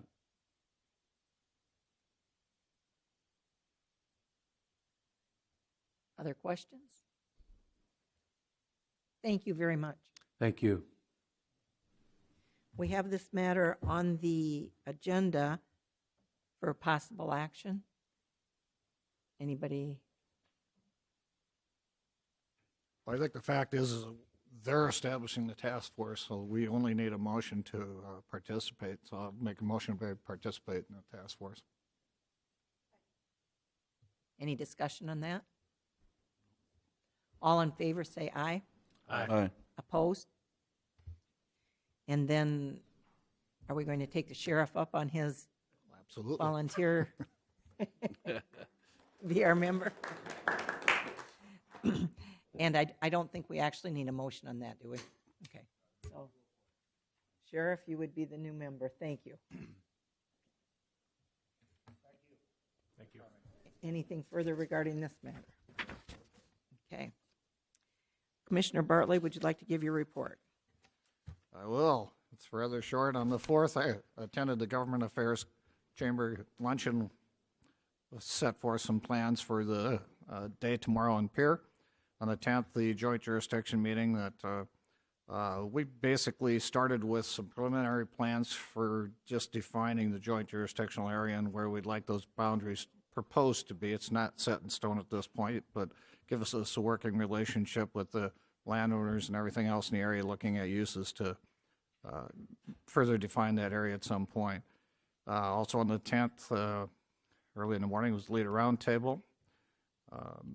Good discussions on all areas there. The 12th was the East Central Behavioral Health Holiday Party with employees, which was interesting because they've never had one. It was a great opportunity to interact with those employees and get some insight on how the facility is functioning, and it was very positive to have that social engagement. On the 15th, last night, we had the East Central Behavioral Health Executive Board meeting and had a presentation from a party that's interested in helping us with the future of the facility. We will be going through that planning process. We have an executive retreat in the first part of February where we'll be hopefully narrowing that down to a selection of how we want to proceed in the future. So more to come on that in the near future. And that would complete my report. Thank you. On January 2nd, I attended the Planning and Zoning meeting. And January 4th, Governmental Affairs, and that focused around Brookings Day. And we set the times, and I didn't bring those for the legislative meetings for the upcoming elections. And I wonder if we shouldn't get those on the forums. Yes, if we shouldn't get those on the calendar. And David could give you those. I didn't bring those along with me. And I don't know, Mike, you were at that meeting. Do you have those by any chance? I didn't write them down. Okay. On January 9th, I attended the Ag Subcommittee, Planning and Zoning, and we discussed those homestead ordinances, and kind of the Ag Subcommittee reached an agreement as to what it was that they were looking for in the revised ordinance on the homestead issue. So that'll be forthcoming when we get there. There'll be meeting again to look at some of the other things in the supplement. But we did kind of massage some of the language on that. Attended the Joint Jurisdiction Committee meeting on January 10th, and as Mike said, we have tentative boundaries for the proposed new joint jurisdiction area, subject to change for whatever reason it needs to be. But I don't think there's going to be a recommendation that we change the boundaries between Aurora and Brookings or Volga and Brookings.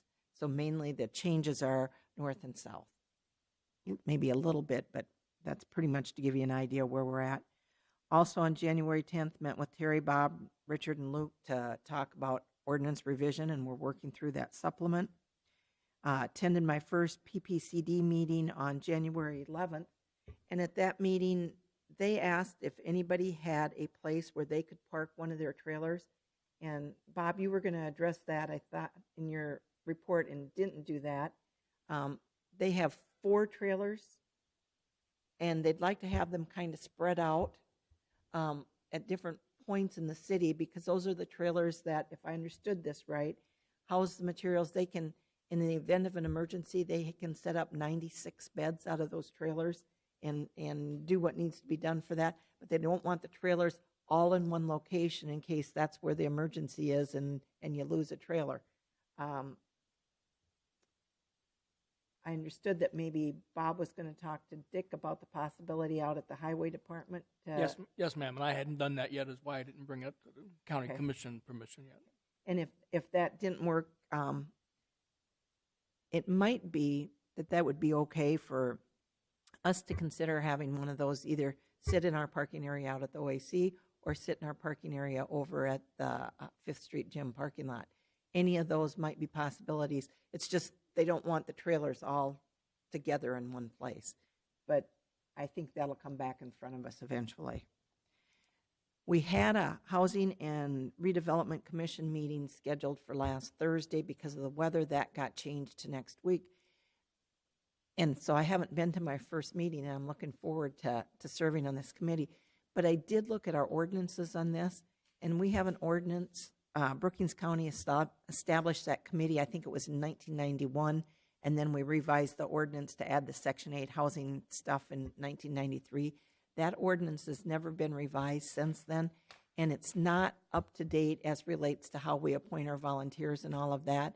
And if you're okay with this, I've asked Stacy to take a look at that, maybe come up with some wording for updating our ordinance. But the question that I have, because I think everybody but Mike has served on that committee, we always say it has to be the chair, and I'm looking forward to doing that this year. This has nothing to do with me being on it, but nothing in our ordinance says that the chair sits on that committee. Does anybody know where that kind of traditional passed down through when it's not in the ordinance? Does anybody feel like it would be a requirement when we look at revising the wording on the ordinance to bring it up to date, that it needs to be the chair? Just something to think about. We don't have to decide that now, but it had other parts in there that were incorrect as relates to the people that we appoint and how long they stay on and when we do the appointment, now that we're doing everything at the end of the year, that sort of thing. I just feel like when it's the rotation, like you just said, all of us except for Mike have served on that. that is an excellent board to know what's going on, because that explains a lot about the money that goes out to help people. Mhm. And so, why not the chair? And I just didn't know if there was a reason that I'm unaware of why it's the chair. Not that I know of, it's just. Okay, all right. So that's something we can look at when we're looking at the rewriting that ordinance. And that would be my report. Then the last agenda item we have is executive session.